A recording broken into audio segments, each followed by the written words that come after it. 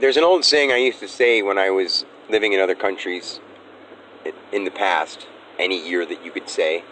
And I would say if somebody was just lost and out of their mind and they were a spiritual follower and they were just wild and just didn't know where they were or who they were and they just danced and sang and said they were Jesus or said they were holy all the time, we would just said, take it easy on them. Their soul is with God.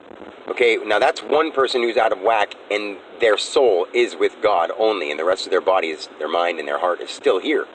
Their mind is with God because there's only one mind. And if their mind is with God, they'd be able to come back. It's just their soul that's with God.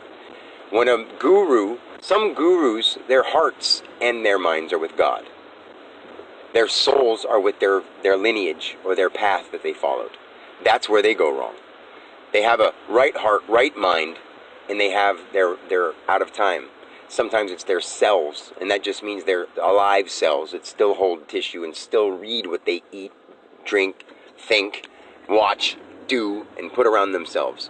You know, there's just all the things that we do, and they know that, but at the same time they follow their path, and they call themselves like Shri whatever because they want to live that lineage so they can maybe live longer, they can follow the path that they were told. But at the same time, those are words that if they don't understand, they could really harm themselves with the words they call themselves or have people call them. There is more to the words when you don't understand the depth of things. When you truly understand the depth of things, like me, I don't have to worry about the words I use or what I write down. I have to watch who sees them.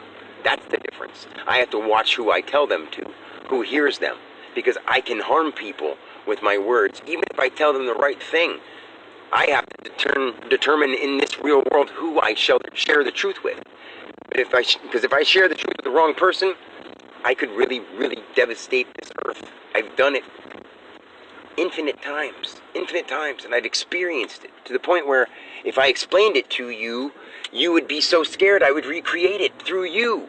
And I don't want to do that because I've scared enough people by going in depth just with some of the stuff that I talk about. They're like, that's spooky. I'm like, well, now that I'm getting to the spooky stuff, don't you want to learn the truth before you die? That's spooky if you don't understand. And I don't know why they just don't.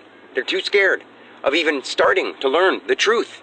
They'd rather just go blind and shut off and let some other people with suits tell them what to do for the rest of their lives. And I can even save those guys. Simply, easily. It's right here waiting. Right here.